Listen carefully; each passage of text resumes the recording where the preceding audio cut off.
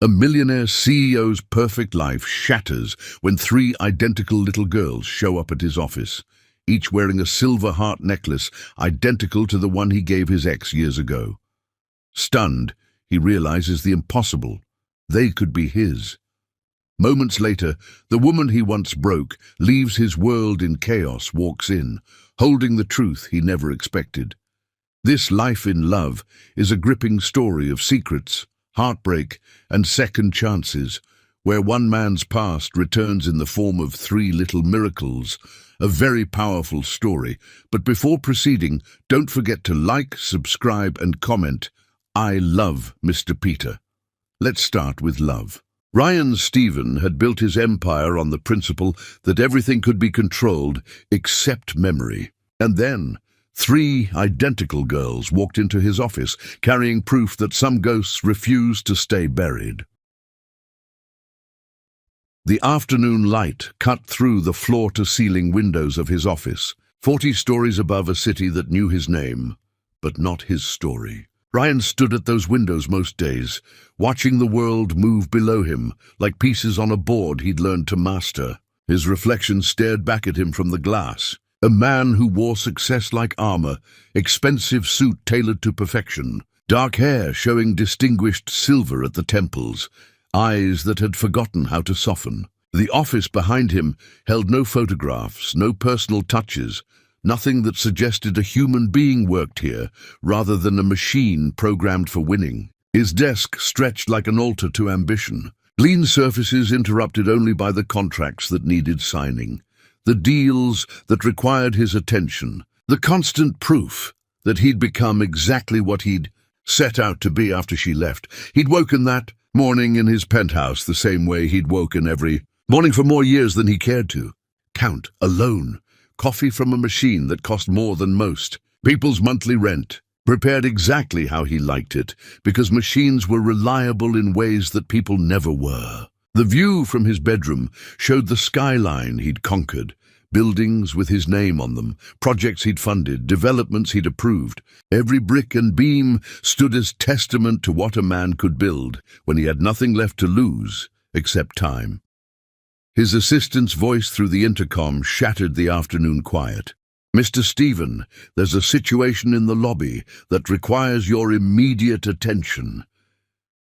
Ryan turned from the window, irritation flickering across features he kept carefully neutral. His assistant never used words like situation unless something had gone genuinely wrong, and wrong usually meant expensive, complicated, or both.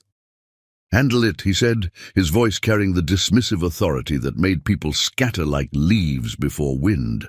"Sir, I really think you need to see this yourself. Security has 3 children in the lobby who claim they need to speak with you specifically. They won't leave, and they have something that belongs to you, children." The word landed strangely in his mind, foreign as a language he'd never learned. Ryan dealt with shareholders and lawyers and competitors who'd smile while planning his destruction.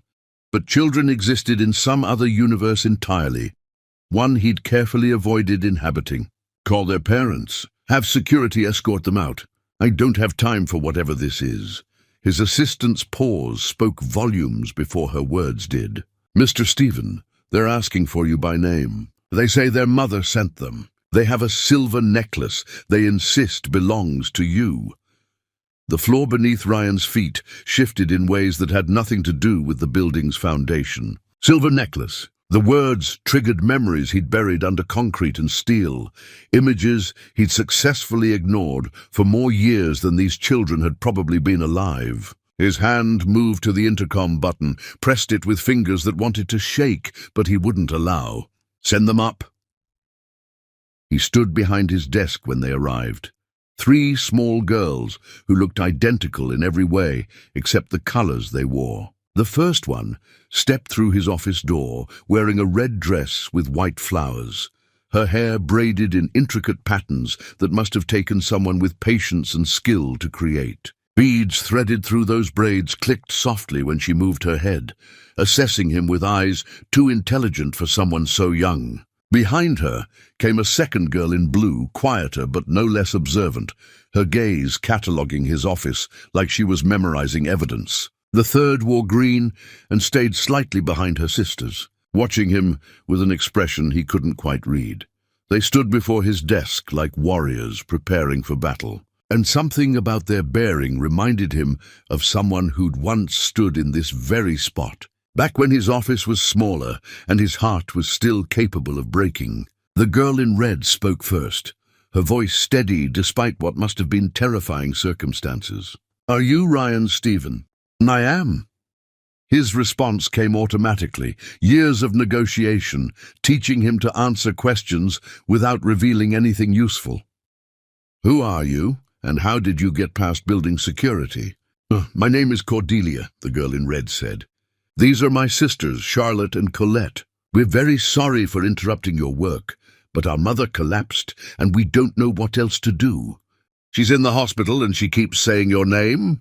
And we found this in a box under her bed, with your name on newspaper clippings about you, the smallest one." Colette, in green, stepped forward and placed something on his desk. Ryan's eyes tracked the movement, saw her small hand open, watched the silver heart necklace pool on the dark wood surface like liquid memory. The world narrowed to that piece of jewelry, that specific object he'd spent months' salary to purchase. That symbol of everything he'd believed about love before learning that believing was just another word for foolish. He picked up the necklace with hands that remained steady through sheer force of will, turned it over to find the engraving still there, words he'd written in his own handwriting at the jeweler's shop all those years ago. "Forever begins with us, R.S." The letters remained sharp and clear, time unable to erase what he'd marked permanent. The weight of it in his palm felt heavier than memory should, substantial as regret, real as the pain he'd taught himself to ignore. "Where did you get this?"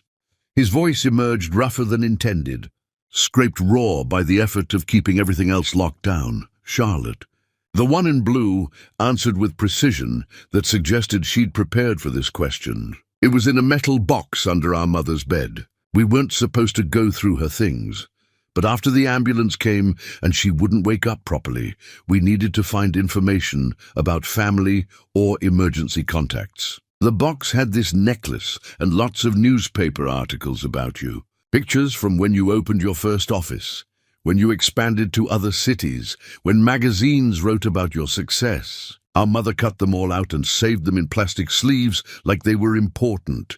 She never mentioned knowing you," Cordelia added, her fierce protectiveness evident in the way she stood slightly in front of her sisters.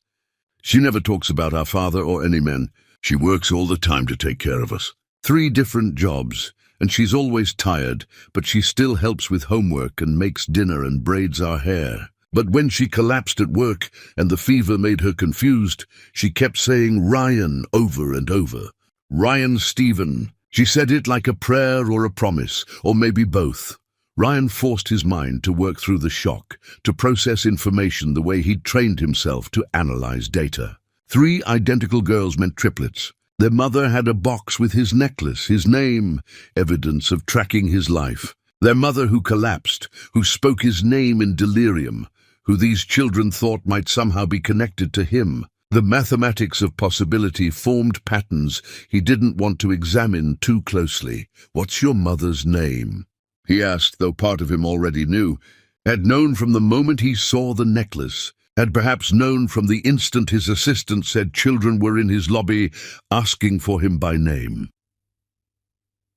"Cindy," the smallest one whispered, speaking for the first time. "Her name is Cindy Judd."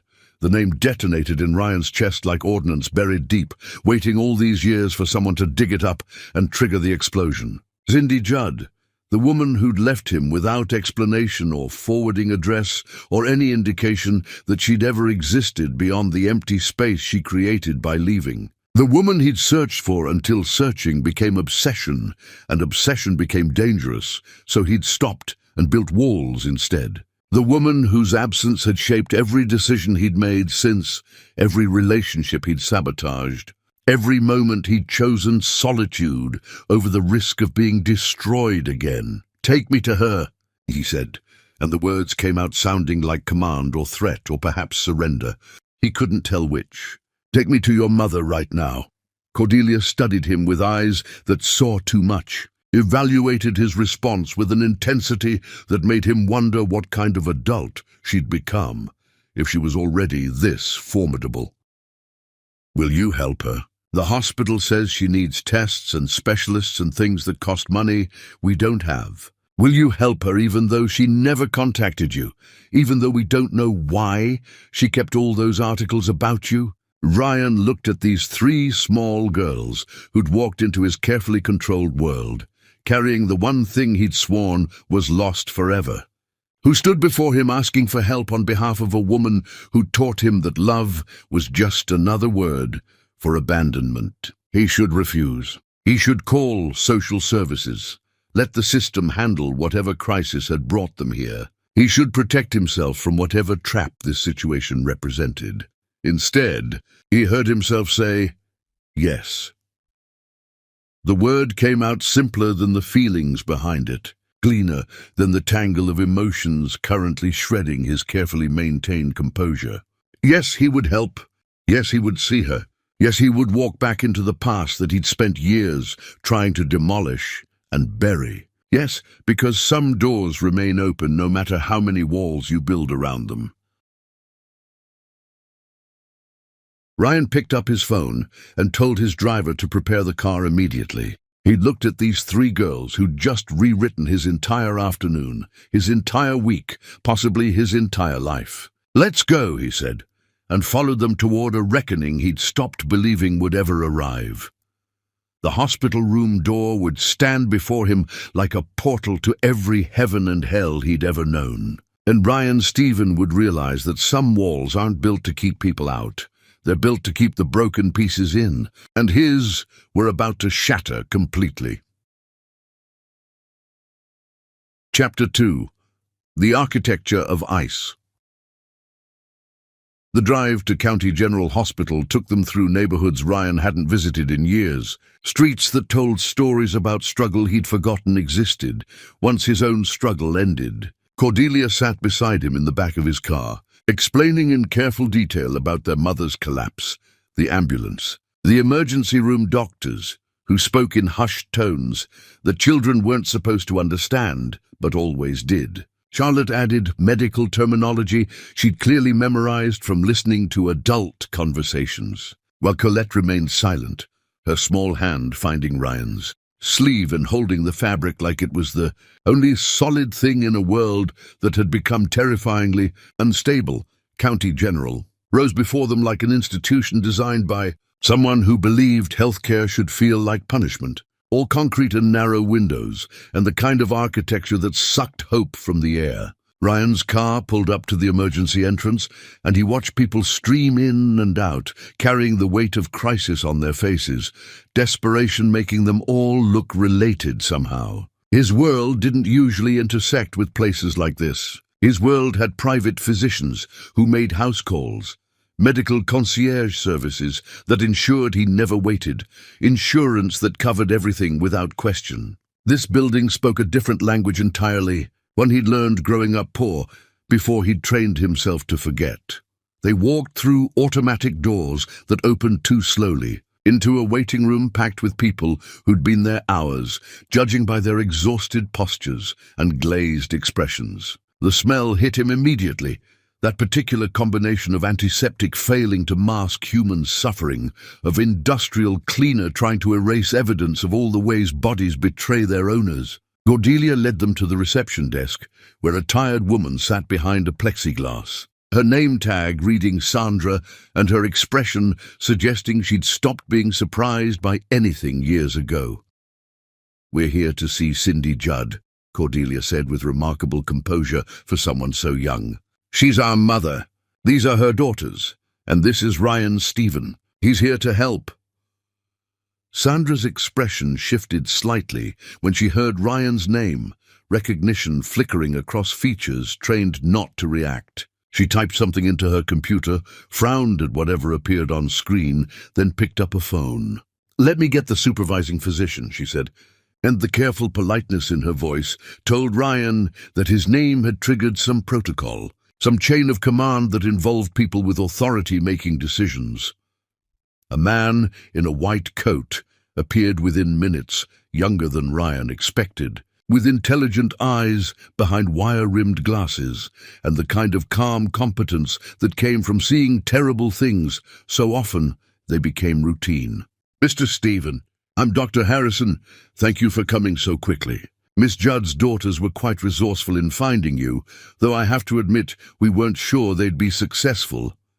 He glanced at the triplets with something like admiration. "Perhaps we should speak privately about her condition." Ryan shook his head, looking down at the three girls who'd orchestrated this entire situation.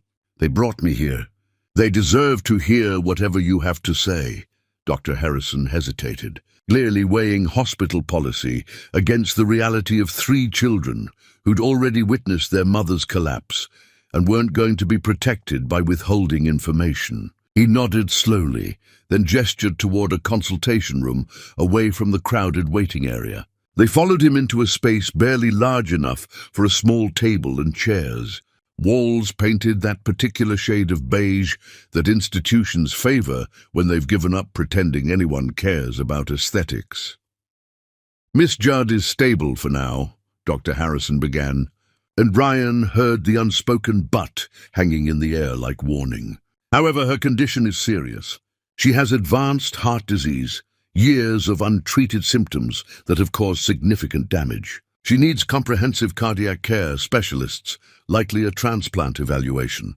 The tests alone will be expensive, and that's before we discuss treatment options." "Cost isn't a concern," Ryan said. The words automatic, years of having resources, making this particular problem solvable even if nothing else was. "Transfer her to Metropolitan Medical Center immediately. I'll make the arrangements. Whatever she needs, whoever the best specialists are, make it happen." Dr. Harrison's eyebrows rose slightly, professional mask slipping enough to show surprise. "Metropolitan's private wing is extremely expensive. Mr. Stephen, even with excellent insurance, the daily costs." "I said cost isn't a concern," Ryan repeated, his voice carrying the edge that made people stop questioning his decisions. "I'm assuming all financial responsibility for her care. Transfer her within the hour. I'll have my attorney send over whatever paperwork you need." Something shifted in Dr. Harrison's expression, respect mixing with curiosity about what kind of relationship would make a man like Ryan Stephen take on medical bills that could run into hundreds of thousands. Ryan offered no explanation, unwilling to admit he didn't understand it himself yet. That instinct and old wounds were driving decisions his logical mind would have vetoed. The walk to Cindy's hospital room felt longer than any corridor Ryan had ever traversed. Longer than the walk to his first major deal. Longer than the path to the stage where he'd accepted industry awards. Longer than every victory lap of his career combined. The triplets stayed close, and he noticed how they moved together like they were connected by invisible threads. How Cordelia kept checking on her sisters, how Charlotte watched everything with analytical eyes, how Colette's hand never left his sleeve. Dr. Harrison pushed open the door to a room that barely qualified as private, separated from neighboring patients by curtains that provided the illusion of dignity without the reality. Medical equipment crowded the space, monitors tracking vital signs in numbers Ryan couldn't interpret, IV lines delivering fluids he didn't recognize. And there, in a bed that made her look smaller than memory allowed, lay Cindy Judd. Time had touched her, but not diminished her. Ryan's mind catalogued changes, while his heart attempted resurrection. Her black hair showed silver strands she wore without apology, cut shorter than she'd kept it before, natural in texture rather than straightened. Her skin still glowed with that deep richness that had made him want to touch her constantly, though now her cheekbones were too prominent. Her collarbones sharp beneath the hospital gown, evidence of weight loss that spoke to struggles he knew nothing about. She lay with eyes closed, and for a moment Ryan could pretend this was just sleep.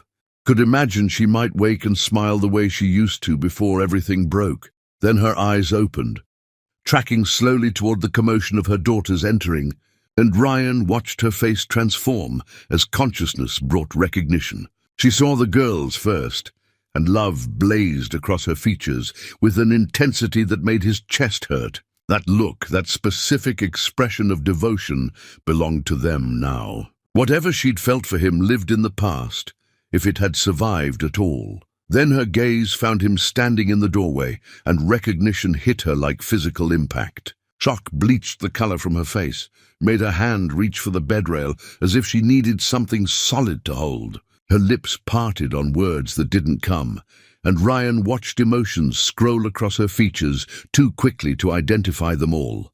Shock, yes. Fear, definitely. Grief, maybe. And underneath everything else, exhaustion so profound it seemed to have weight. "You shouldn't have come," she whispered. And her voice carried none of the strength he remembered, scraped hollow by illness and years he hadn't witnessed. "You shouldn't be here." The words should have given him exit, should have provided permission to walk away from whatever complicated disaster this situation represented.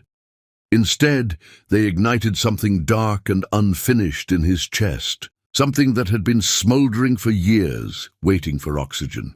"Too late," Ryan said, moving into the room with steps that felt like claiming territory. "Your daughters found me. They brought me your necklace, the one you apparently kept all these years, along with newspaper clippings about my life. They asked me to help, and I said yes. So now I'm here, and you don't get to send me away with weak protests about what I should or shouldn't do." Cindy's eyes tracked to her daughters, clustered near her bed with expressions that blended relief and uncertainty. "Girls, I told you not to go through my things. I told you," her voice caught, breath shallow in ways that worried him. "You shouldn't have bothered Mr. Stephen. He has important work. He doesn't need to be involved in our problems." "Mr. Stephen," Ryan repeated, and the formal address felt like insult or defense. He couldn't determine which. "We're past that, don't you think? Your daughters walked into my office, carrying the necklace I gave you a lifetime ago, and told me you've been tracking my life through newspaper clippings. So let's skip the part where you pretend we're strangers, Cindy." Her name on his lips seemed to hurt her, made her close her eyes like she could block out his presence through will alone. When she opened them again, tears tracked down her temples into her hair. And Ryan discovered that some sights can still devastate, even when you thought you'd built immunity. "I'm sorry," she whispered. "I'm so sorry for all of it. But please, you have to leave. You have to go back to your life and forget you saw me. Forget we ever existed." Ryan moved closer to her bed, close enough to see the silver scar on her inner arm from some injury he hadn't been present to prevent. Close enough to smell jasmine beneath hospital antiseptic, that scent she'd always worn that used to cling to his shirts. He looked down at this woman who'd destroyed him and apparently suffered her own destruction in the years between, and he felt something cold and calculating settle in his chest, where warmth used to live. "I've already made arrangements," he said, voice stripped of emotion in ways that made the words sound more threatening than any anger could. "You're being transferred to Metropolitan Medical Center within the hour. Private room, best specialist, whatever treatment you need. I'm paying for all of it." "No!" The word came out desperate, panicked. "No, I can't accept that. I won't. You don't owe me anything. You don't—" "You're right," Ryan interrupted, and smiled in ways that never reached his eyes. "I don't owe you anything. You made sure of that when you left without explanation or forwarding address. But your daughters asked me to help, and I don't break promises to children. So you're going to accept my help, and you're going to recover, and every single day you're going to remember that you owe your life to the man you destroyed." Cindy closed her eyes against tears she wouldn't let fall, and when she spoke, her voice carried defeat instead of gratitude. "Why are you doing this?" Ryan leaned closer, close enough that only she could hear his response. "Because you lost the right to refuse anything from me the day you disappeared, and this isn't kindness, Cindy. This is something else entirely. You're going to survive, and you're going to live with the fact that I'm the one who saved you. Whether you wanted saving or not." He straightened, looked at her pale face and trembling hands. and walked out of the room before she could see that some truths arrived too honest to hide. That spite could look exactly like devotion if you weren't careful about examining motivations. And Ryan Stephen had stopped being careful the moment 3 girls walked into his office carrying proof that ghosts could resurrect themselves. The triplets followed him into the hallway, and Cordelia's voice stopped him at the elevator. "Are you angry at our mother?" Ryan turned to face 3 sets of intelligent eyes that deserved honesty, even if he couldn't give it to himself. "Yes," he said simply. "I'm very angry, but I'm going to help her anyway. Because sometimes the most important things we do are the ones that hurt." Colette moved to his side, her small hand finding his again, and she looked up at him with expression too knowing for someone who should still believe in fairy tales. "You look at her the way dragons look at treasure they're guarding but not allowed to keep," she whispered. Ryan had no response to this 7-year-old's observation, because some truths were too accurate to acknowledge. He pressed the elevator button and tried not to think about what kind of man guards treasure he simultaneously wants to protect and destroy. But the answer was becoming uncomfortably clear with every passing moment. Chapter 3.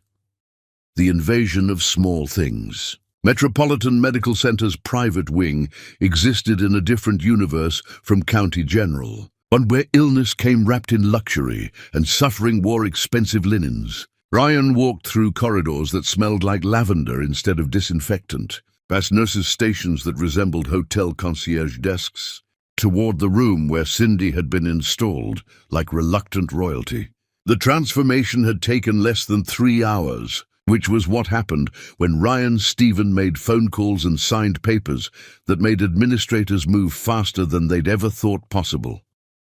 Her new room held space for visitors, furniture that didn't scream institutional misery, windows that opened to views of gardens designed to suggest healing was just another luxury service provided. The medical equipment remained because money couldn't eliminate necessity, but here it looked almost elegant, tucked discreetly into corners rather than dominating the space. Cindy lay in a bed that adjusted at the touch of a button, wearing a hospital gown that looked softer than the one she'd had before. And her expression when Ryan entered told him she understood exactly what this gilded cage represented.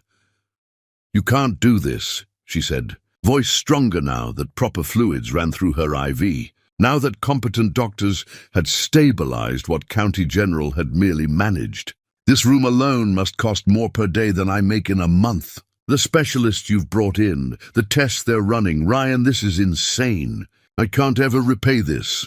"I don't recall asking you to repay anything," Ryan responded, settling into the chair beside her bed like he owned it, which in a sense he did since his donations had funded this entire wing's renovation. "Your daughters needed their mother to receive proper care. I'm providing that care. The financial details are none of your concern."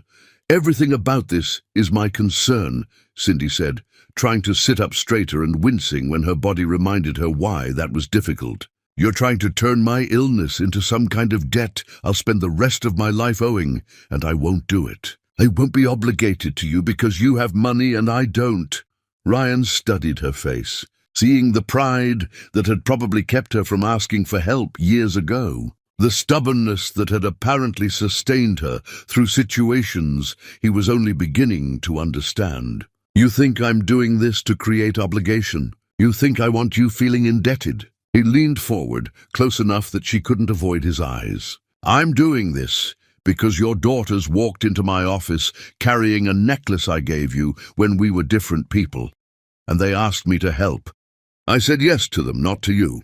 So your pride and your concerns about obligation are irrelevant. This is happening whether you like it or not."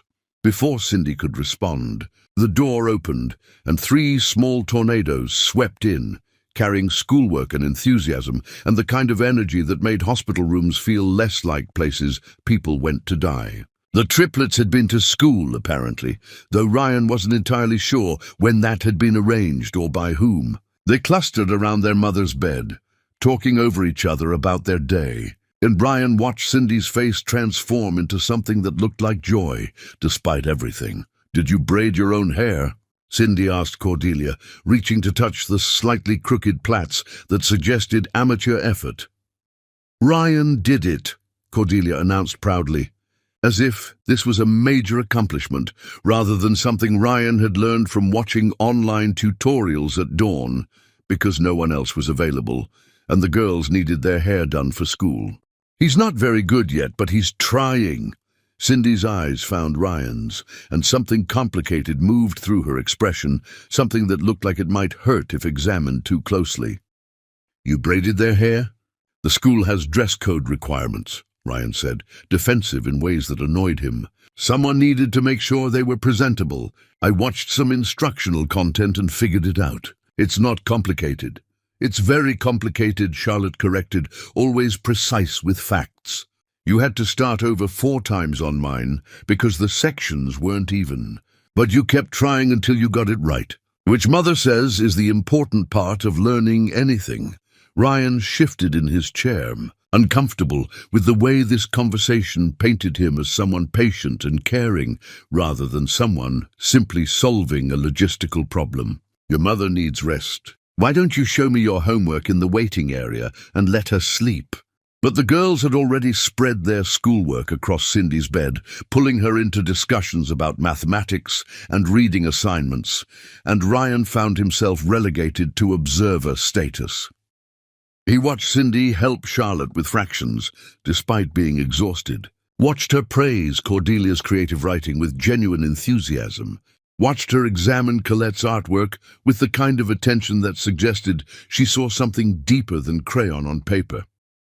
The evening routine established itself without anyone formally deciding on its structure. Ryan brought the girls to visit after school, stayed while they did homework with their mother, then took them for dinner in the hospital cafeteria that tried very hard to not look like a cafeteria. He learned that Cordelia would eat anything. Charlotte had specific opinions about food textures, and Colette preferred drawing to eating, but would consume meals if distracted by conversation.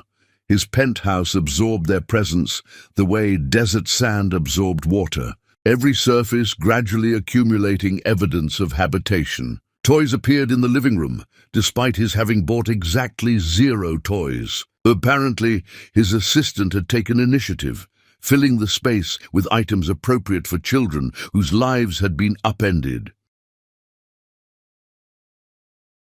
The girls claimed their rooms with increasing confidence, personalizing spaces that had been waiting years for someone to care enough to make them personal.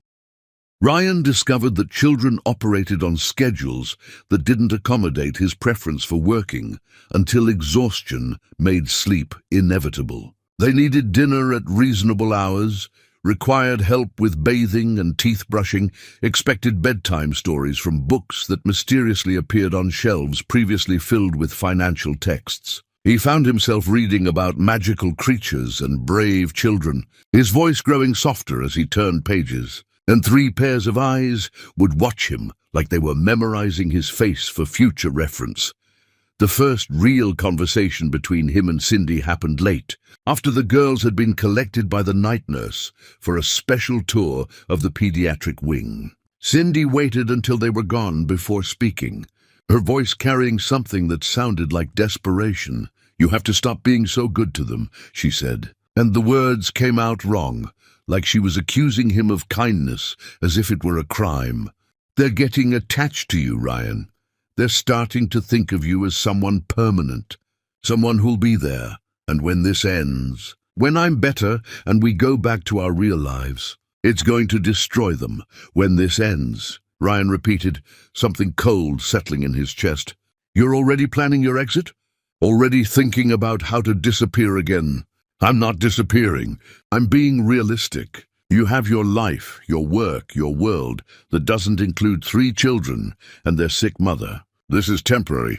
You're helping because you're a good person despite everything. But temporary is all this can be." Ryan stood, moved to the window overlooking gardens lit by strategic lighting that made everything look peaceful when it wasn't. You don't get to decide what's temporary and what's not. You don't get to plan everyone's exits without asking what they want. Your daughters came to me for help and I gave it. If they're getting attached, maybe that's because they need someone besides an exhausted mother working herself to death trying to prove she doesn't need anyone. That's not fair, Cindy whispered, and he heard tears in her voice, though he didn't turn to confirm them. Nothing about this is fair, Ryan shot back. It wasn't fair when you left without explanation. It wasn't fair that you were struggling while I had resources you refused to ask for. It's not fair that your daughters had to be the adults who solved the problem you created by staying silent. So don't talk to me about fair, Cindy. We're past fair. We're somewhere else entirely now. The silence that followed felt heavy enough to have weight, pressing down on them both. Finally, Cindy spoke again, her voice smaller than before. I left to protect you. I don't want to hear it, Ryan said, spinning to face her. Not tonight. Not when I'm exhausted from playing father to children who aren't mine, from restructuring my entire existence around someone else's crisis, from trying to figure out how the hell I'm supposed to feel about any of this. Save your explanations for when I'm ready to hear them, because right now, I'm just trying to survive each day without remembering too much about what we used to be. He walked toward the door, needing distance before he said things that couldn't be unsaid. But her voice stopped him at the threshold. They are getting attached to you. I see it happening and I can't stop it. Cordelia talks about you constantly. Charlotte asks questions about your childhood like she's building your biography. Colette draws pictures of you in every single artwork she creates. You're becoming their whole world, Ryan. And when you realize this is too much, when you decide to return to your real life, they're going to be devastated. Ryan turned back, looked at this woman who'd once been his whole world, who'd taught him that loving someone meant they could leave. Then I guess I better not leave, he said quietly, because I've been devastated before, and I wouldn't wish it on anyone, especially not 3 girls who deserve better than adults who keep abandoning them. He left her room before she could respond, walked past the nurses' station where staff nodded respectfully, found the girls in the pediatric wing playing with children whose illnesses showed in ways Cindy's didn't yet. Colette saw him first, her face lighting with recognition that made something in his chest crack open slightly, and she ran to him with complete trust that he'd catch her. Ryan caught her because apparently that's what he did now. He caught falling children and paid medical bills and learned to braid hair in patterns he'd never known existed. He became someone's solution instead of someone's problem, and the irony wasn't lost on him that Cindy's crisis was teaching him how to be human again. "Can we stay a little longer?" Cordelia asked, appearing at his side with Charlotte close behind. "There's a girl here who's lonely, and we're teaching her to play the games we know." Ryan looked at these 3 who'd invaded his life carrying a silver necklace and impossible hope. And he realized that some invasions you didn't defend against because they were conquering parts of you that needed defeating. "Yes," he said, "we can stay." Chapter 4. The Doctor Who Sees Too Much. Morning arrived with autumn light filtering through Ryan's penthouse windows, illuminating 3 girls eating cereal at his kitchen counter like they'd always lived there. He'd learned their breakfast preferences through trial and error, discovered that Cordelia liked her cereal soggy, Charlotte preferred hers barely moistened, and Colette would only eat the colored pieces, leaving the plain ones scattered like abandoned casualties. Small details that somehow mattered more than any information he'd ever memorized about markets or competitors or strategies. The school run had become routine, though calling it routine sanitized the chaos involved. 3 lunch boxes to prepare, 3 backpacks to check, 3 sets of teeth to verify were brushed. Ryan had hired a driver specifically for them, someone patient and kind, who wouldn't mind the constant questions and occasional arguments about who sat where. He watched them pile into the car, Cordelia already talking about her day's plans, Charlotte organizing her homework folder with precision, Colette clutching a drawing she'd made for her mother. The hospital visit happened every afternoon now. A pilgrimage Ryan couldn't have avoided even if he'd wanted to. He walked through Metropolitan Medical's private wing like he owned it, which technically he did, through donations that funded most of this floor. The nurses knew him by name, smiled when he passed, asked about the girls with genuine interest. He'd become a fixture here, part of the landscape.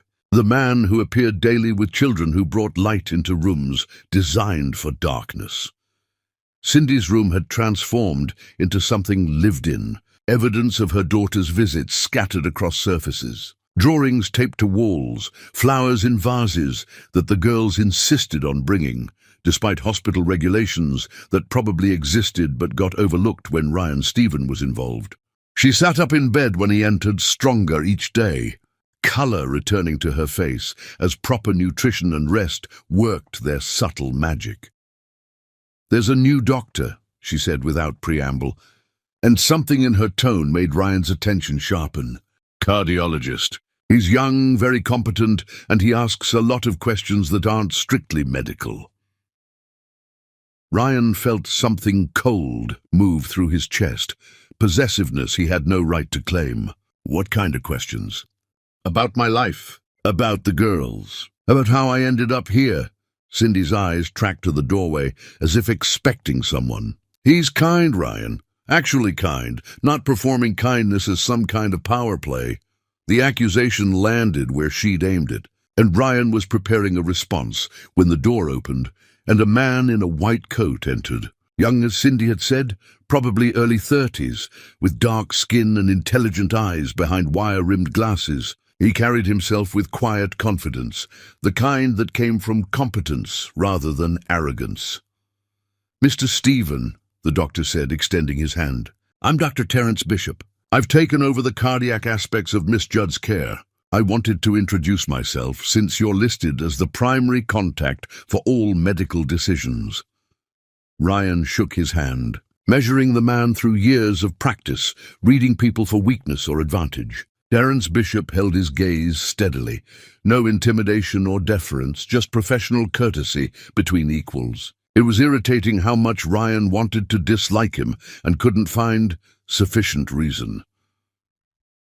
"Cindy mentioned you're asking questions beyond her medical history," Ryan said, keeping his voice neutral even as warning colored his words. Terence smiled slightly, like he'd been expecting this. "I believe healing involves understanding the whole person, not just their failing organ. Miss Judd has 3 young daughters and no apparent support system beyond you, which suggests a complicated situation that affects her recovery outlook. Stress impacts healing. Understanding her life helps me provide better care. Her life is none of your concern beyond the medical aspects," Ryan said, and heard how territorial he sounded, how possessive, like he had rights to Cindy's privacy that he absolutely didn't possess. "Ryan," Cindy's voice cut through the tension, tired and sharp. "Dr. Bishop is just trying to help. You don't need to treat every man who speaks to me like he's a threat." The observation landed like accusation, and Ryan realized he'd been unconsciously positioning himself between Cindy and Terence, his body language screaming protection or ownership or both. He forced himself to step back, to relax posture that had gone defensive without permission. Terence watched this exchange with eyes that saw too much, and when he spoke again, his voice carried understanding that made everything worse. "I'll leave you both to your visit. Miss Judd, I'll check back this evening to discuss the test results. Mr. Stephen, it's clear you care deeply about her well-being, which is good. She needs people who care."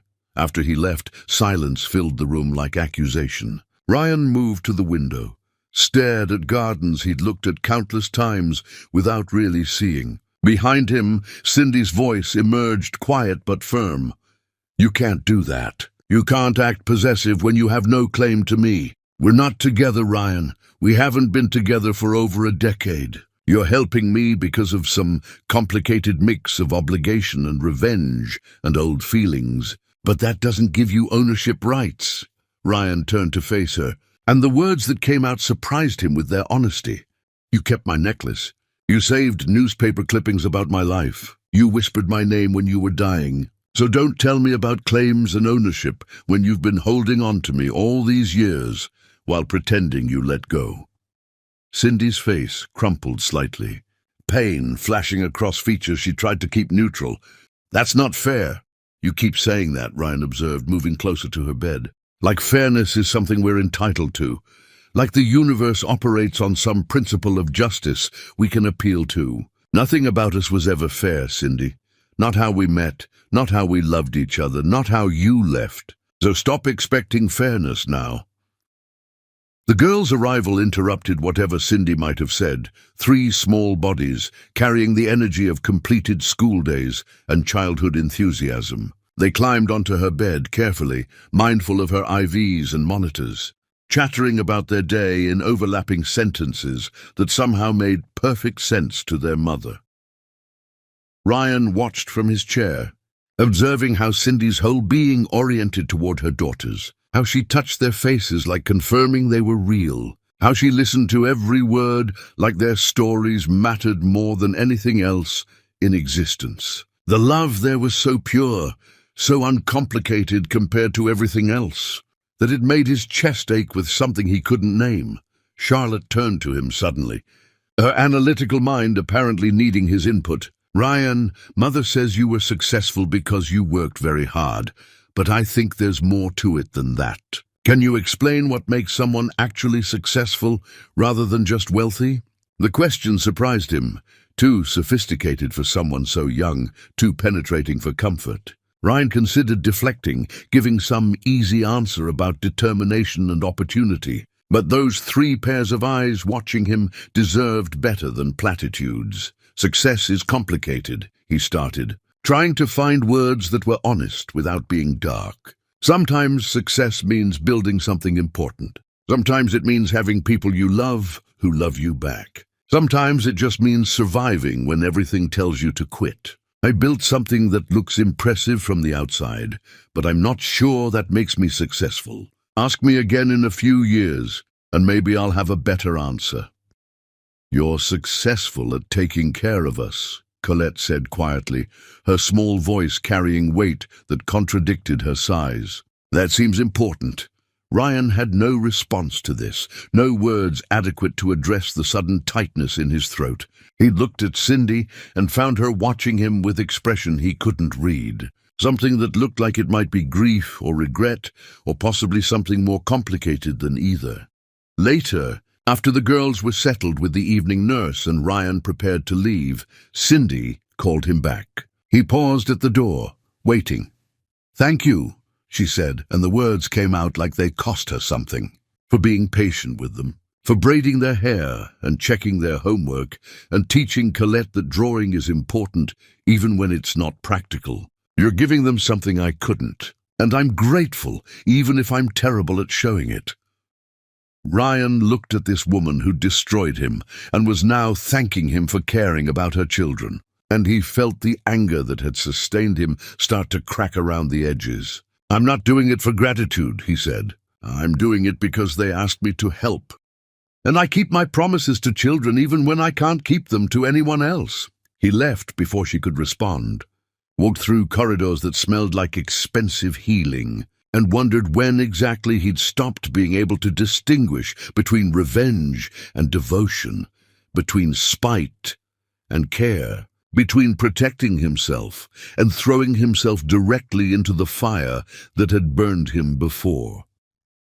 Chapter 5.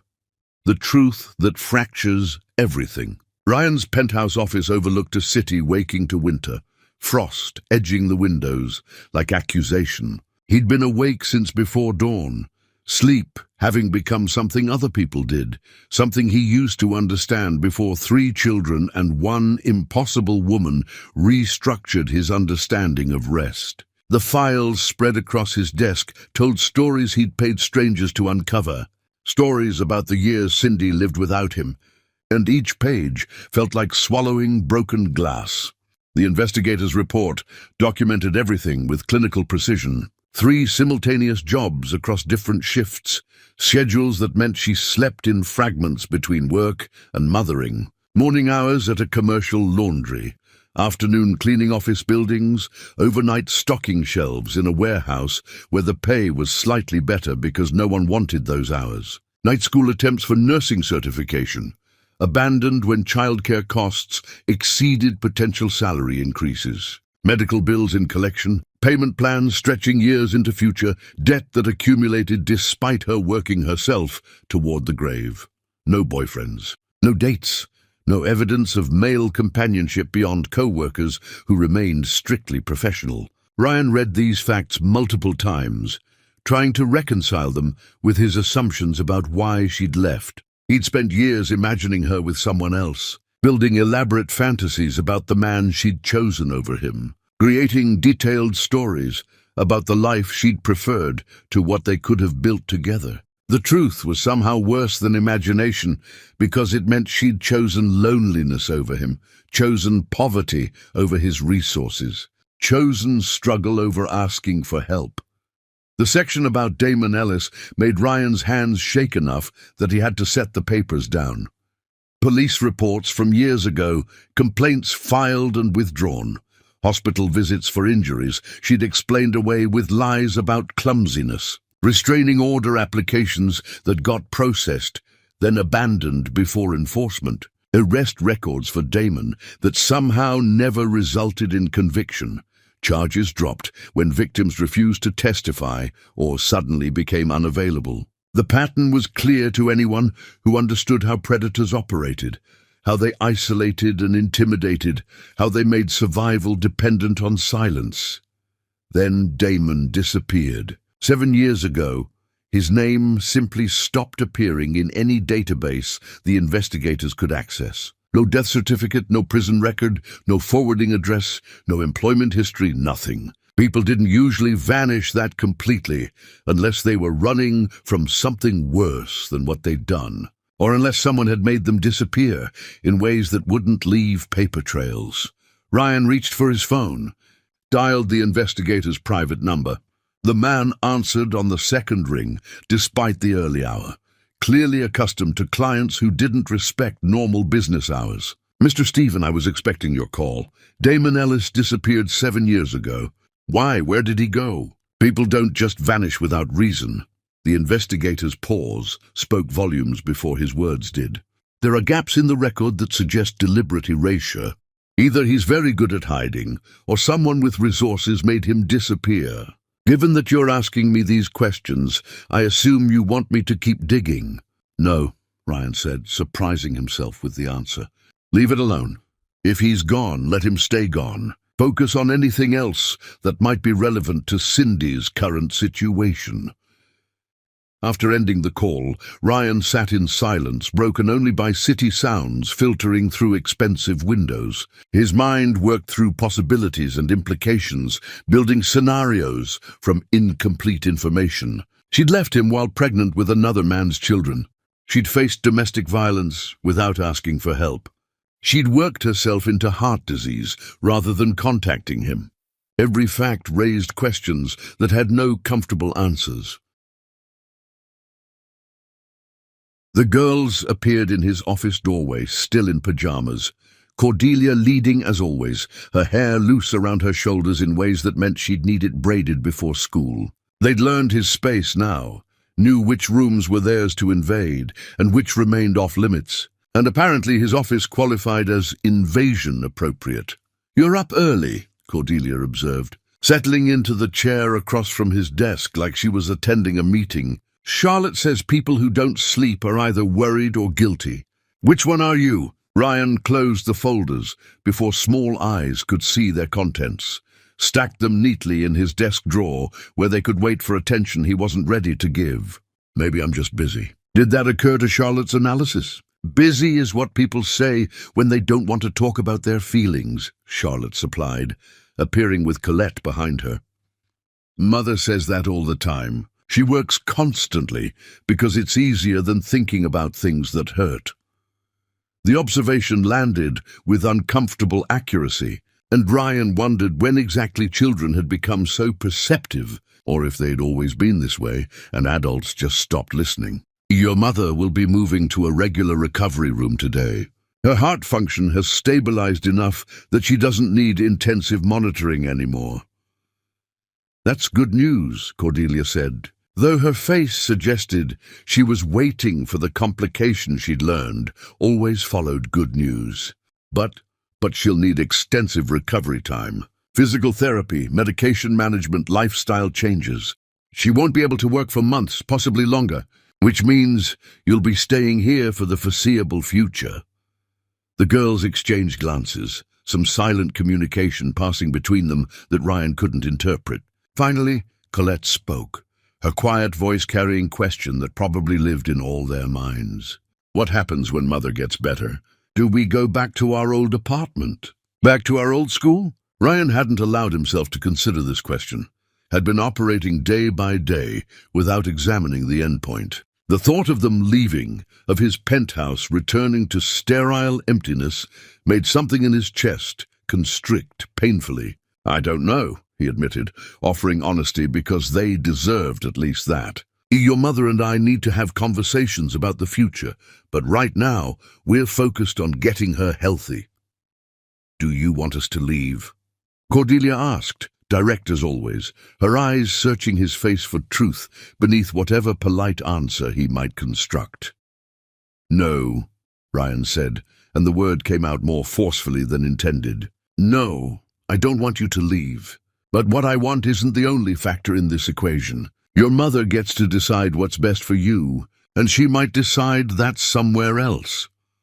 Mother always decides based on what she thinks other people want. Charlotte observed with the clinical precision that made her simultaneously endearing and unsettling. She works terrible jobs because she thinks that's what good mothers do. She never asks for help because she thinks needing help means she's failing. She probably thinks we should leave here because she doesn't want to impose on your life, even though we're already here and everyone seems happier. Ryan studied these three girls who'd invaded his existence, carrying a silver necklace and impossible complications. Are you happier here? They nodded in unison, that synchronized movement they did when they agreed on something fundamental. Cordelia spoke for them.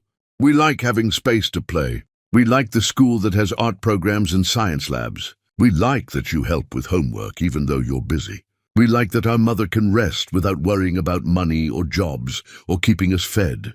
We like that someone else is taking care of her for once, so she doesn't have to be strong all the time. The words painted a picture of Cindy's previous life that made Ryan's anger shift targets. She'd been drowning while he'd been thriving, struggling while he'd been succeeding, and the universe's cruelty in keeping them separated felt deliberate rather than accidental. Your mother and I have complicated history, he said carefully, trying to explain what he barely understood himself. She left without explaining why, and that hurt me deeply. I'm helping now because you asked me to, but I'm still figuring out how I feel about everything. You love her, Colette said simply, like stating obvious fact. You look at her the way our neighbor looked at his garden before it died, like something precious that you couldn't save but can't stop trying to anyway. Ryan had no response to this. No defense against 7-year-old wisdom that saw through every wall he'd built. He stood, moved toward them with purpose that suggested subject changes were necessary. We need to get you ready for school. Hair first, then breakfast, then we'll visit your mother before I take you to campus. The morning routine absorbed them, familiar patterns that had become comfortable through repetition. Ryan braided hair with increasing competence, his fingers learning the motions that produced neat plaits instead of crooked disasters. He made breakfast while they gathered school materials, packed lunches with the attention he usually reserved for important documents, verified that homework was complete and backpacks were properly organized.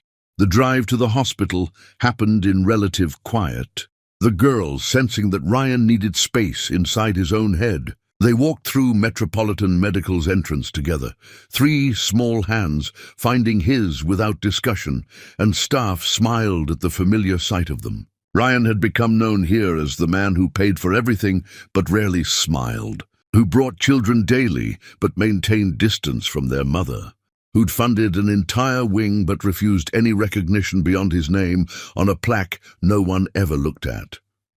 Cindy's new room was larger, with better light, space for her daughters to spread their homework and artwork without crowding medical equipment. She sat in a chair rather than bed, dressed in her own clothes for the first time since admission, and the sight of her looking almost normal made something crack in Ryan's carefully maintained composure.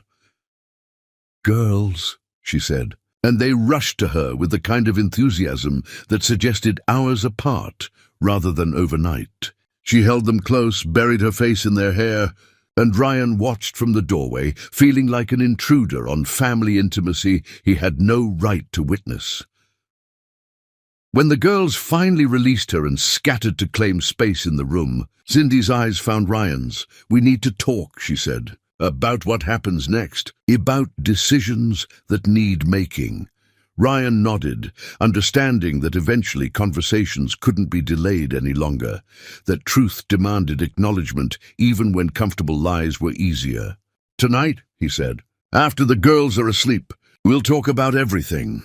The promise hung between them like threat or possibility, depending on perspective, and Ryan walked away knowing that some conversations would either destroy what remained of them or build something new from the wreckage, and he had no idea which outcome terrified him more. Chapter 6. The Night of Truth.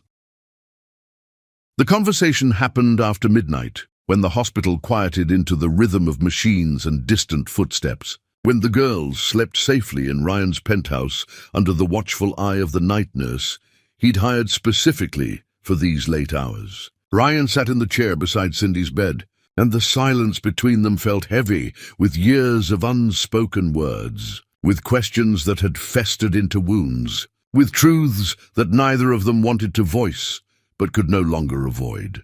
Cindy spoke first, her voice steady despite the trembling in her hands. "His name was Damon Ellis, and I met him 2 weeks after you left for that extended trip overseas. You were gone for months, building something important, and I was working at a restaurant trying to save money for the nursing program I wanted to start. He came in every day, always sat in my section, always left generous tips and kind words. He was charming in ways that felt safe, attentive in ways that made me feel seen. I was lonely, Ryan.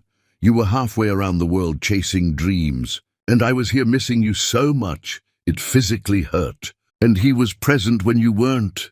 Ryan's jaw clenched, but he remained silent, letting her tell the story she'd kept locked away for over a decade. His hands gripped the chair arms hard enough to hurt, but he didn't interrupt. "It happened fast," Cindy continued, tears tracking down her face now, though her voice stayed controlled. "1 month of him being perfect, being everything I thought I wanted. Then I discovered I was pregnant and everything changed. He became someone else overnight, someone angry and possessive and violent. The first time he hit me, he apologized so beautifully that I believed him. The second time, he said it was my fault for making him jealous. By the third time, I understood I was trapped with a monster and I was carrying 3 of his children." She paused, gathering strength for the next part. "I came to see you when you got back, ready to confess everything. Ready to ask for help, despite knowing I'd broken what we had. But you were different too, harder somehow, focused entirely on building your empire. Your father answered your office door before you knew I was there. Judge Richard Stephen, with his expensive suit and cold eyes. He looked at me like I was garbage stuck to his shoe, told me his son was destined for greatness, and I was just a distraction from a poor neighborhood who'd gotten herself knocked up trying to trap you. He offered me money, Ryan. Money for an abortion, money to disappear, money to ensure you never knew I existed." Ryan's entire body went rigid, rage flooding through him so intensely he had to close his eyes against it. His father had done this, had sent her away, had destroyed them both with calculated cruelty, disguised as protection. "I took the money," Cindy whispered, shame coloring every word. "Not for an abortion, but to run, to get away from Damon before he killed me or the babies I was carrying. I disappeared to a different part of the city, worked jobs that paid cash, stayed off any records that might help him find me. For years I looked over my shoulder, terrified he'd track me down, terrified he'd hurt my daughters. Then 7 years ago he just stopped looking. I don't know why, don't know what happened to him, just know that one day the terror lifted slightly. "He's gone," Ryan said, his voice emerging rough as gravel. "My investigators found gaps in his records, deliberate erasures. Either he's very good at hiding or someone made him disappear. Either way, he's not coming back."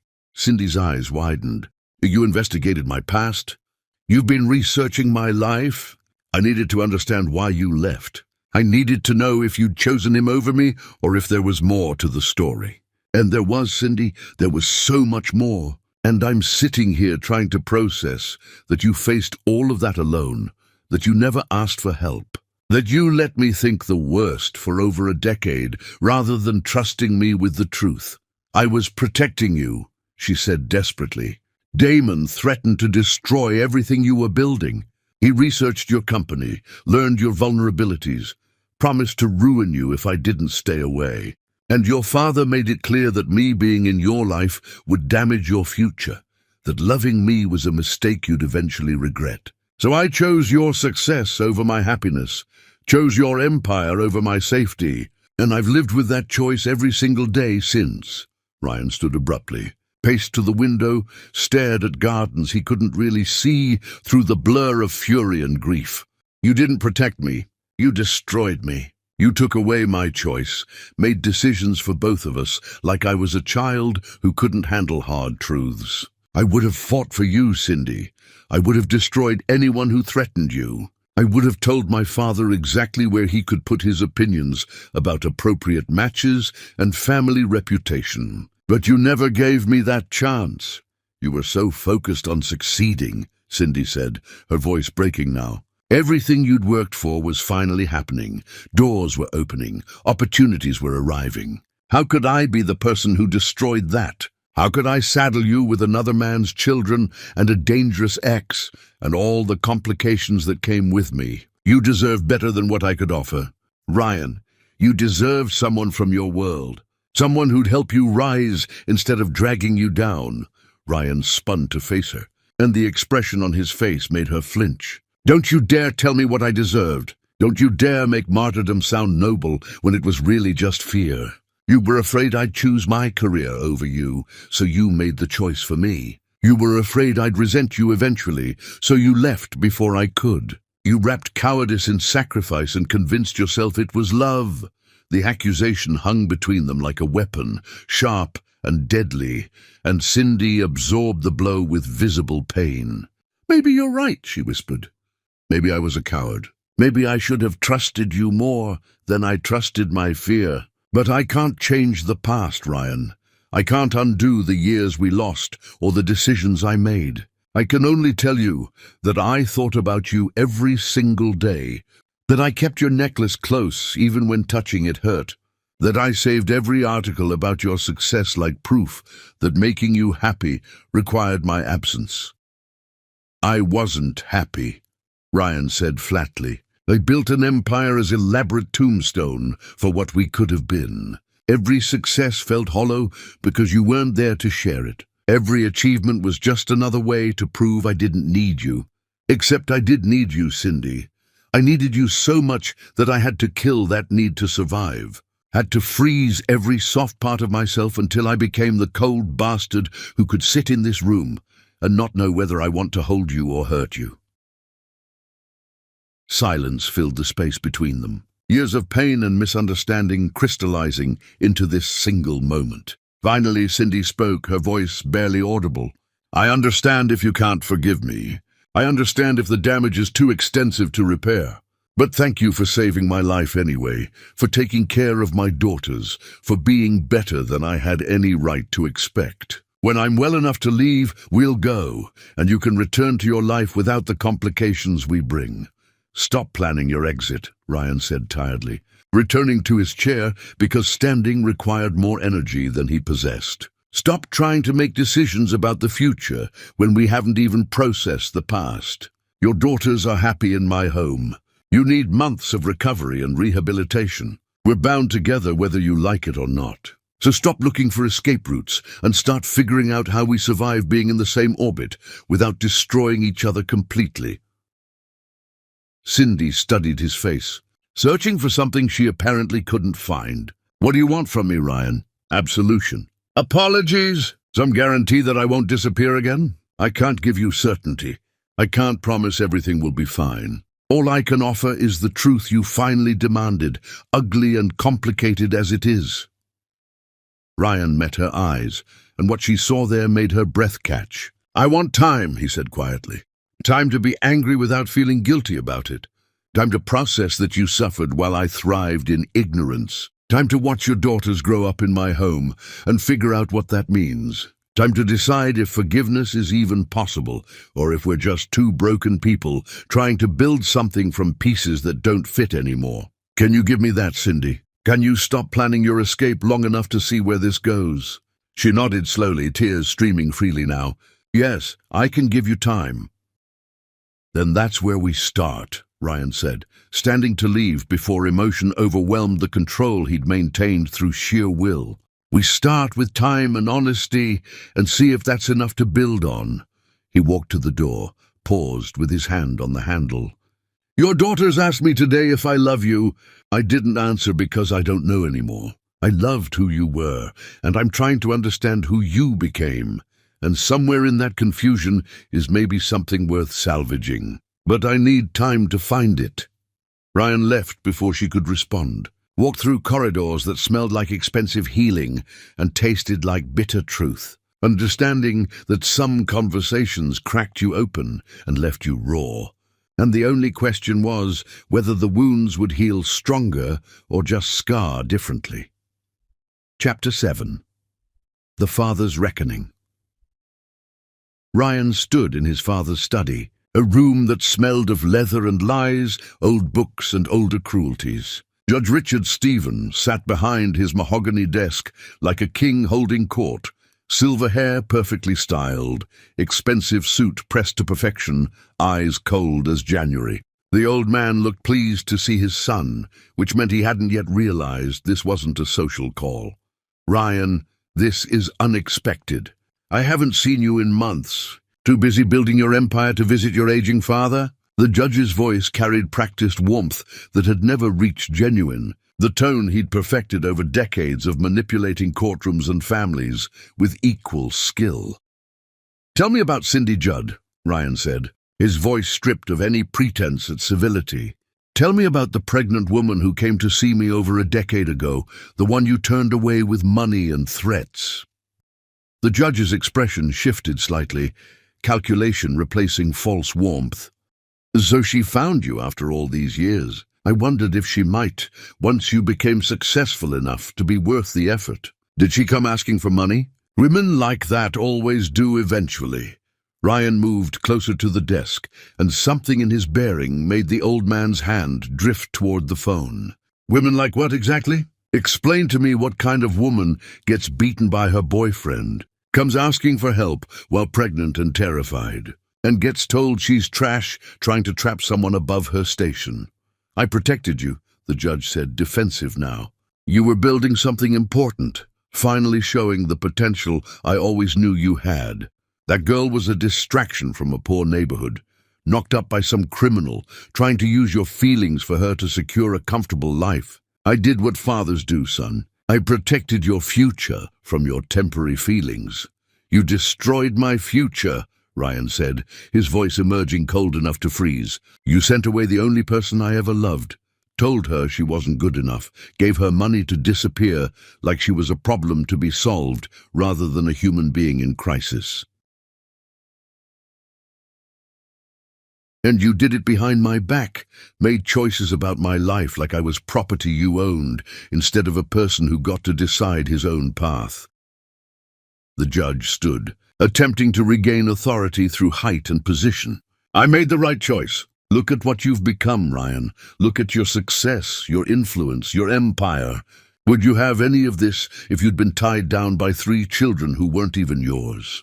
If you'd been dragged into domestic disputes and poverty and all the complications that girl brought with her, I'd have been happy, Ryan said simply.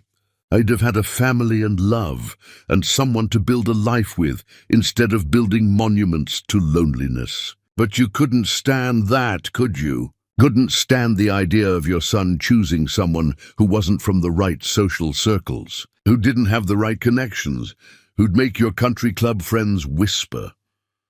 She was black and poor and damaged, the judge said bluntly, his mask slipping entirely now. She would have destroyed your reputation before you even established one. I saved you from a mistake that would have haunted your entire career. Ryan's hand moved so fast the judge didn't see it coming, swept the expensive desk lamp onto the floor where it shattered with satisfying violence. Her name is Cindy. She's the mother of 3 brilliant daughters. She worked herself into heart disease, keeping them fed, while I was getting rich off the empire you claim to have protected. And she's worth more than you'll ever be, you racist, controlling bastard who hides cruelty behind words like protection. The judge stumbled back, genuine fear flickering across features unused to being challenged. You can't speak to me like this. I'm your father. You're a stranger who shares my last name, Ryan corrected, his voice deadly calm now.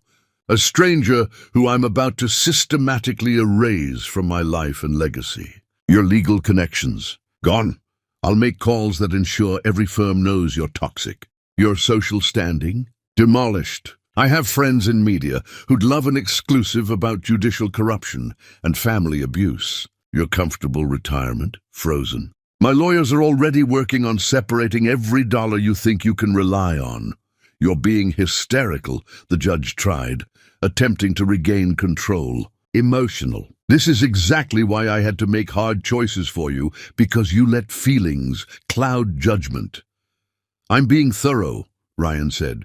This is what I do, Father. I identify problems and I eliminate them with precision. You taught me that actually, during all those lessons about ruthlessness and winning at any cost.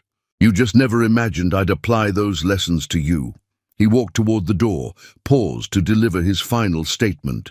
Cindy nearly died because you sent her away. She struggled for years because you convinced her she wasn't worthy of asking for help. Those 3 little girls grew up without resources or stability because you decided they didn't deserve better. That blood is on your hands, and I'm going to make sure you taste it every single day for the rest of your miserable life.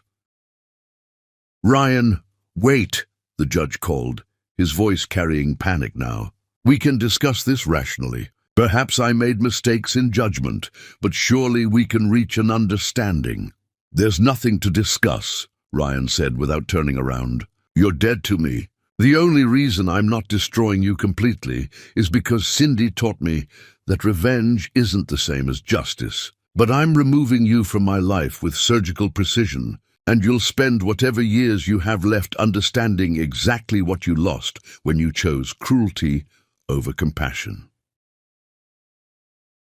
Ryan left his father's study and didn't look back. Walked through the house he'd grown up in that had never felt like home. Drove back to the city where 3 little girls were probably doing homework and a woman was learning to live with a new heart. The rage that had consumed him during the confrontation cooled into something more dangerous, something focused and deliberate. He made phone calls from his car, his voice steady as he dismantled his father's world piece by careful piece. Legal partnerships dissolved with strategic words to the right people.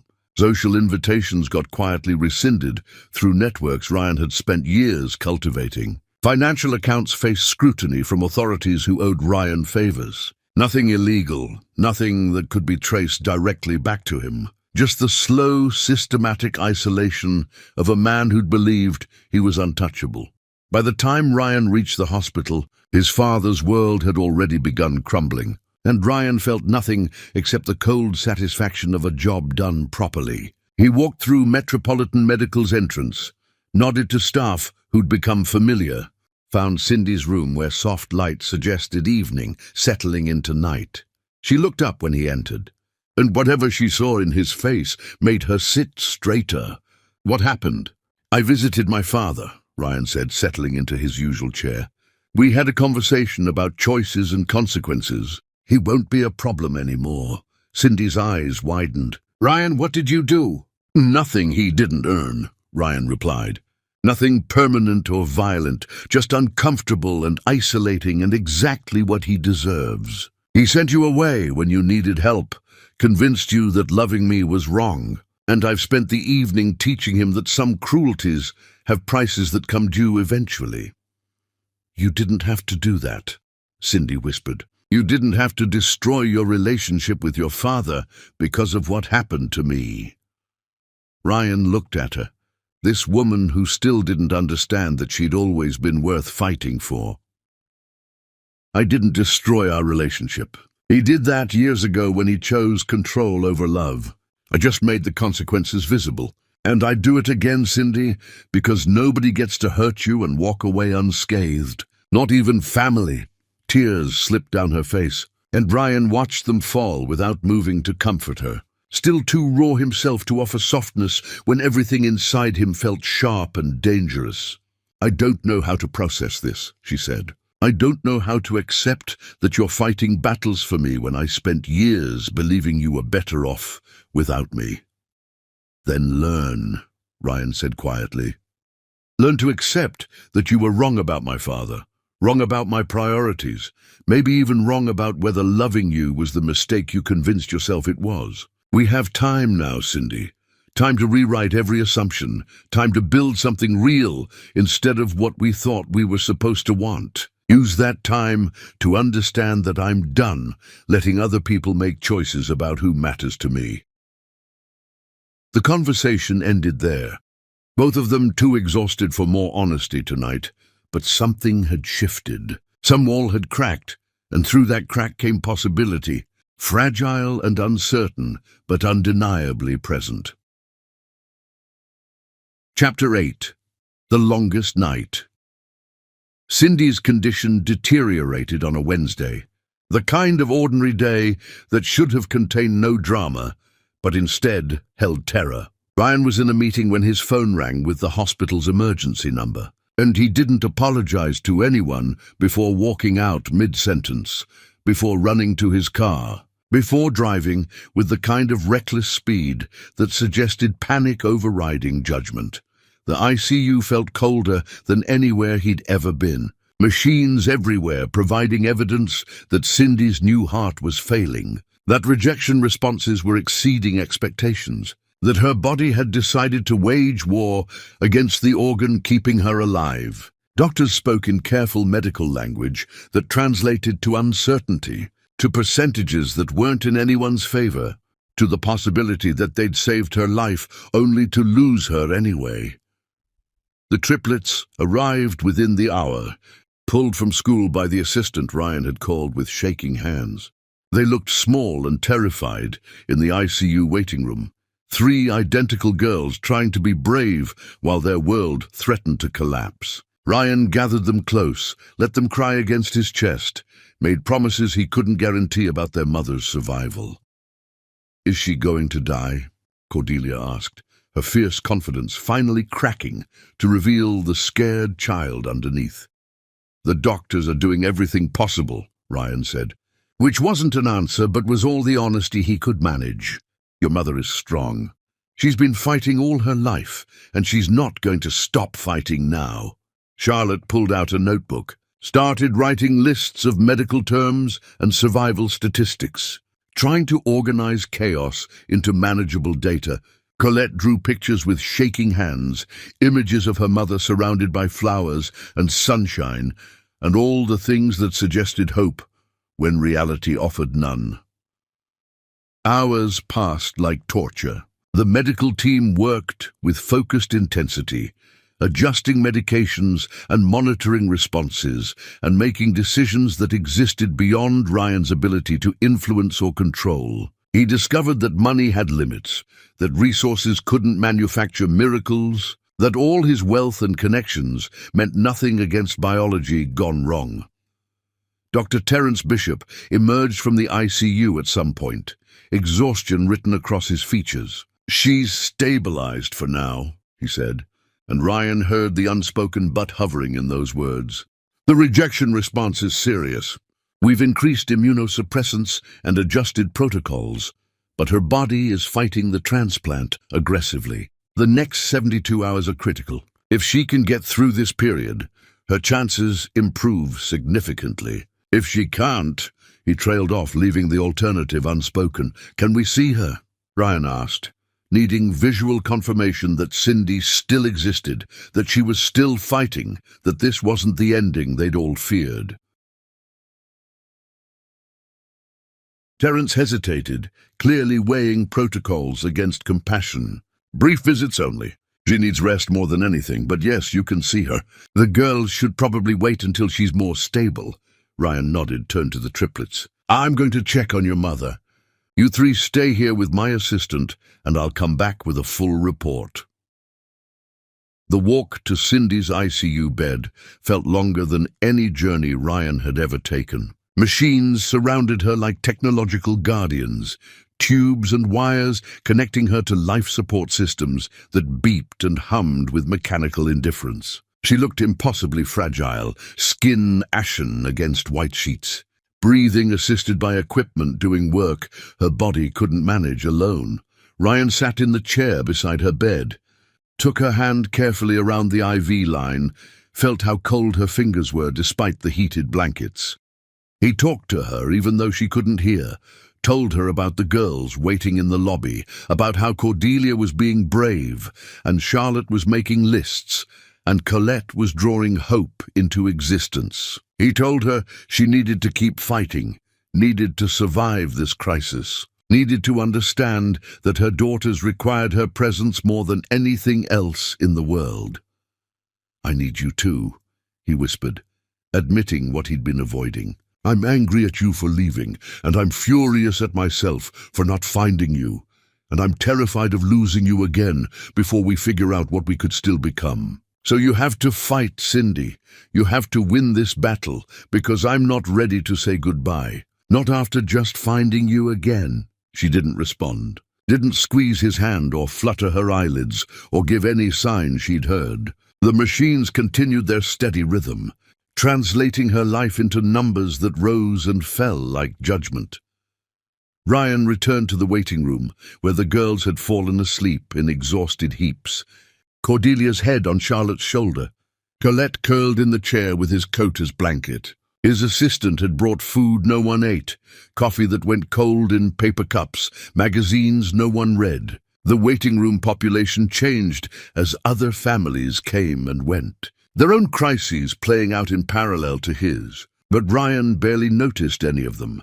Night deepened into the small hours when hospitals felt most like purgatory, when the boundary between living and dying seemed thinner. Ryan kept vigil with the dedication of someone who believed attention could prevent disaster, as if staying awake could keep Cindy tethered to existence through sheer force of will.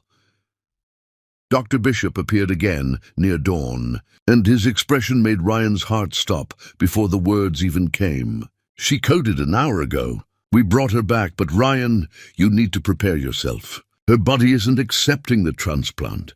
We're running out of options. What options remain? Ryan asked, his voice steady despite everything inside him screaming. We could try a mechanical assist device, buy time for another transplant. We could increase immunosuppressants to dangerous levels and hope her body stops fighting. We could... Terence paused, clearly struggling. We could make her comfortable and let nature take its course. The first two, Ryan said immediately. Try everything. Try things that haven't been tried. I don't care about risks or costs or experimental protocols. Keep her alive, Terence. Keep her fighting. Something shifted in Terence's expression, respect mixing with something that looked like kinship. I'll do everything I can. But Ryan, you should know that even with aggressive intervention, her chances aren't good. You might want to prepare those girls for the possibility that their mother won't survive this. Ryan looked at the triplets sleeping in the waiting room chairs. 3 children who'd already lost too much, who deserved better than another abandonment. I'm not preparing them for loss. I'm preparing them for hope, even if hope is all we have left. Terence nodded slowly, returned to the ICU, where machines breathed for Cindy, and doctors performed miracles that sometimes worked and sometimes didn't. Ryan woke the girls gently, told them their mother was still fighting, suggested they go home and rest properly while he maintained the vigil. But Cordelia shook her head. Stubborn determination replacing exhaustion. We stay together. If Mother's fighting, we fight with her. That's what families do. So they stayed, 4 people bound by crisis and hope, waiting for dawn to bring either relief or devastation, understanding that some nights last forever, regardless of what the clock says. Chapter 9. The Resurrection. Morning arrived with unexpected mercy. Dr. Bishop emerged from the ICU, wearing the kind of exhausted smile that suggested good news earned through desperate effort. She's responding. The aggressive immunosuppressant protocol is working. Her body is starting to accept the transplant. She's not out of danger yet, but the crisis has passed. Ryan felt something in his chest unlock, tension releasing after hours of holding everything tight. The girls erupted in relief, tears and laughter mixing into sounds that made other waiting room occupants smile despite their own troubles. Colette hugged Ryan so tightly he could barely breathe, and he realized this small person had become essential to his existence somewhere along the way. "Can we see her?" Cordelia asked, hope blazing across her features. "Soon," Terence promised. "Let her stabilize a bit more, then brief visits. But yes, she's going to be okay. Your mother is incredibly strong."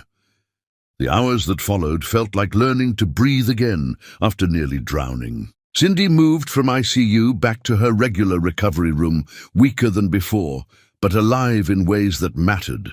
The girls visited in carefully timed shifts, bringing drawings and stories and the kind of love that didn't require words to communicate its depth. Ryan waited until evening to visit, after the girls had been taken home by his assistant with promises he'd follow soon. He found Cindy awake, watching the door like she'd been expecting him, her eyes carrying something that looked like gratitude and grief mixed together. "You saved my life again," she said softly. "Terence told me you authorized experimental treatments, signed waivers that most people wouldn't risk. You keep saving me when I don't deserve saving." "Stop talking about deserving," Ryan said, settling into his familiar chair. "Deserve has nothing to do with any of this. You needed help. I provided it, and we're both going to have to live with the complicated feelings that creates." Cindy studied his face with intensity that made him want to look away. "I heard you talking to me during the crisis. The doctors said you sat with me for hours, telling me about the girls, telling me to fight. You said you needed me to survive because you weren't ready to say goodbye." Ryan shifted uncomfortably, unsettled by the idea that she'd heard his confessions during moments he'd thought were private. "You were unconscious. I was talking to myself more than you." "You love me," Cindy said. "Not a question, but a statement. Not the memory of who I was, but who I am now. Complications and damage and all the ways I've failed. You love me despite having every reason to hate me, and I don't know what to do with that knowledge." Ryan was silent for a long moment, weighing honesty against self-protection, finally choosing truth because lies had already cost them too much. "I don't know if love is the right word for what I feel. It's too simple, too clean for something this messy. I'm angry at you for leaving. I'm furious at myself for not finding you. I'm terrified of caring again because last time it destroyed me. But yes, somewhere in all that confusion is something that looks like love if you're generous with definitions." Tears slipped down Cindy's face, and she didn't try to hide them. "I love you too. I never stopped, even when stopping would have made everything easier. I kept your necklace close and tracked your success and whispered your name in moments when I thought no one could hear. I love you, Ryan, and I'm sorry that loving me has caused you so much pain." "Love shouldn't be easy," Ryan said quietly. "It should be complicated and difficult and worth fighting for anyway. We've spent over a decade running from each other in different ways, and look where that got us. Maybe it's time to try something different, something that looks like actually facing what exists between us instead of pretending it doesn't. What does that look like? Cindy asked. And what do we do with this impossible situation where I'm dependent on your help and you're raising my daughters and we're both too damaged to pretend any of this is normal? We take it one day at a time, Ryan said. We let the girls stay in my home because they're happy there. We let you recover without rushing to plan your escape. We have conversations that hurt but need having. We figure out if what's broken between us can be repaired or if we're building something entirely new from the pieces. We stop making decisions based on fear and start making them based on what we actually want. What do you want? Cindy whispered. Ryan met her eyes, let her see past the walls he'd built. I want morning coffee with someone who understands why I take it black. I want to braid 3 girls' hair and complain about how complicated their patterns are. I want to know what happened in your day and have my answer matter to someone. I want to build a life that's messy and real instead of controlled and empty. I want a family, Cindy, and somewhere in the past weeks you and your daughters became that family, whether we planned it or not.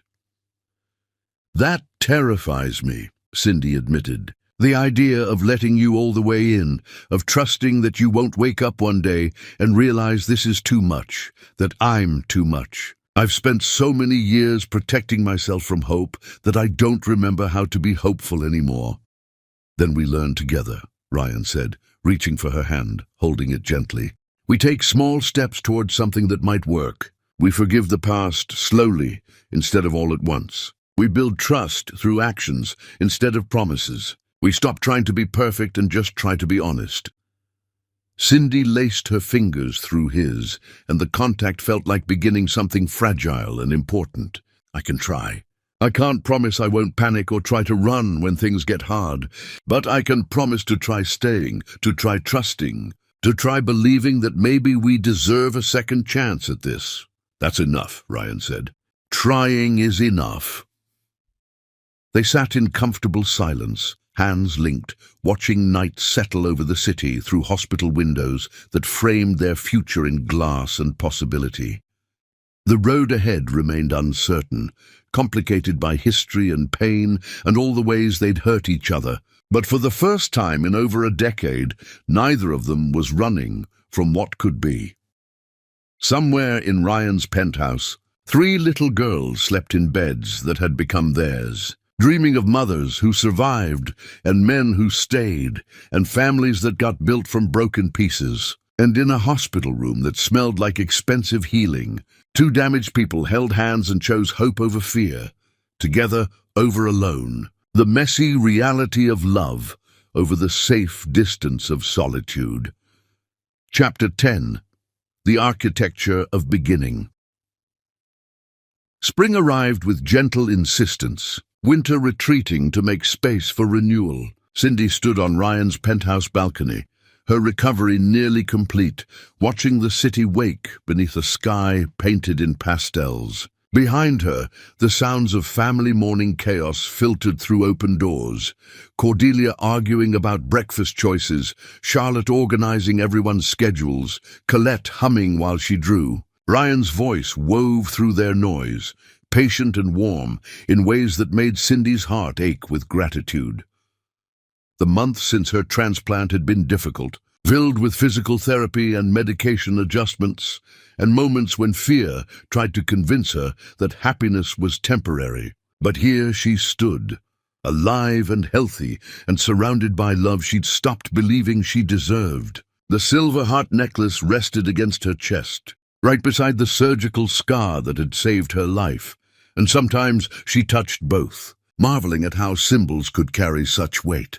"Mother, Ryan says you need to eat breakfast before physical therapy," Charlotte called from the kitchen, her voice carrying the bossy concern she'd inherited from somewhere. "He made your favorites."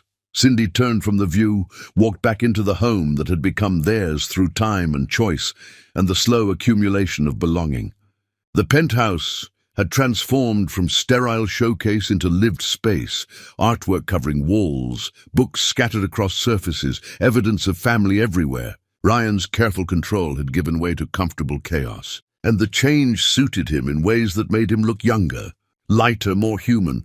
He stood at the stove, preparing breakfast with the competence he applied to everything. The girls clustered around him, asking questions and stealing bites, and generally making the process take twice as long. He caught Cindy's eye and smiled, that rare, genuine expression she'd learned to treasure, and something warm unfurled in her chest.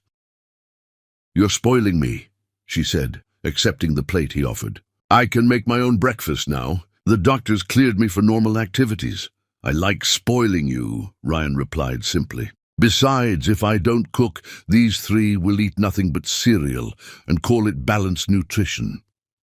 The girls protested this characterization with enthusiastic denials, but everyone knew he was right.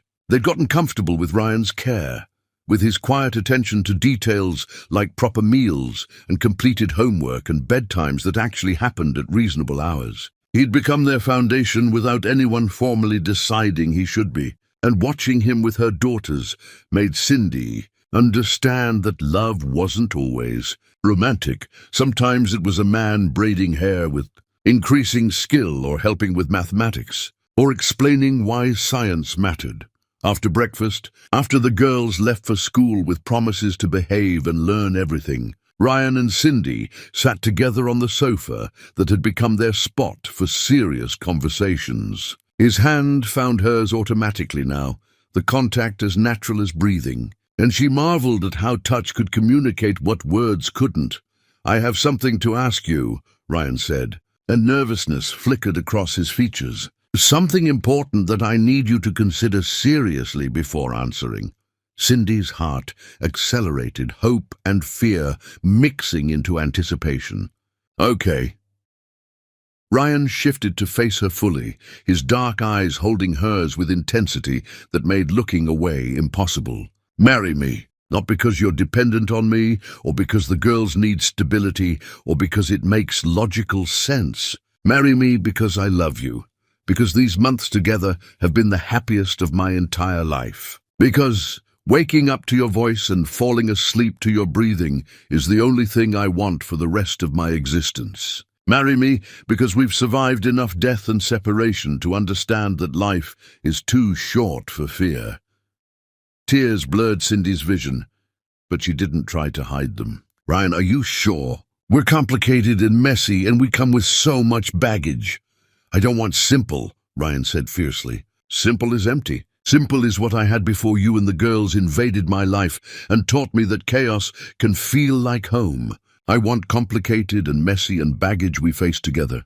I want you, Cindy, all of you, including the parts that are still healing." "Yes," she whispered, and then louder. "Yes, I'll marry you. I'll marry you and try every day to deserve the second chance you're offering."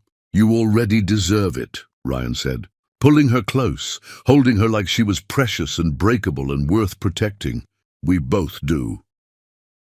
The wedding happened in late spring, small and private, held in the hospital chapel where Cindy had nearly died and Ryan had learned that some prayers get answered. The girls served as bridesmaids, wearing colors they'd chosen themselves, bright and bold and absolutely perfect.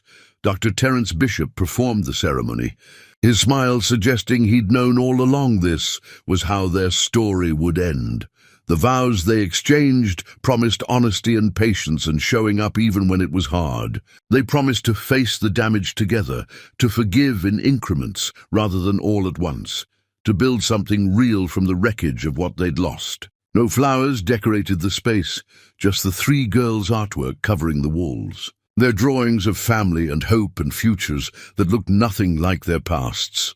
When Ryan kissed his wife, tasting salt from tears neither of them tried to hide, he understood that some endings were really just beginnings wearing different clothes. The girls cheered, loud enough to echo through hospital corridors, announcing their joy to anyone who'd listen. Afterward, back at the penthouse that was officially home now, they gathered for a meal that Cordelia insisted on helping cook, despite limited skills. Charlotte gave a speech about probability and how unlikely it was that everything had worked out this well, which made everyone laugh and cry simultaneously. Colette presented them with a drawing showing Ryan and Cindy holding hands while three girls danced around them. And the simplicity of it captured everything words couldn't. That evening, after the girls finally fell asleep exhausted by excitement, Ryan and Cindy stood on the balcony, watching their city sparkle with lights and possibility. His arm wrapped around her waist, she leaned into his strength, and they existed in comfortable silence that didn't need filling. "I thought I'd lost this," Cindy said quietly. "Lost the chance to be someone's chosen person, lost the right to build a family, lost everything except survival." "You never lost anything," Ryan corrected gently. "You just took the long way, finding your way back." "We took the long way," Cindy amended. "Both of us too stubborn or scared or damaged to take the direct path." Ryan smiled against her hair. "The direct path is overrated. We got here eventually, and isn't that what matters?" They stood together as spring darkness settled over the city, two people who'd survived enough loss to understand that love wasn't about perfect timing or absence of pain. Love was choosing each other through the damage, building homes from broken pieces, understanding that the greatest fortune anyone could accumulate wasn't measured in money, but in moments when someone who knew exactly how difficult you were decided you were worth the effort anyway. The silver heart necklace caught moonlight, glinting beside the scar that had saved her life, and Cindy traced both with gentle fingers. What had once represented an ending had become the symbol of everything they were brave enough to begin. A family built not on genetics, but on choice. A love that survived death and distance. A future that looked nothing like their pasts, but held more promise than either of them had dared to hope for.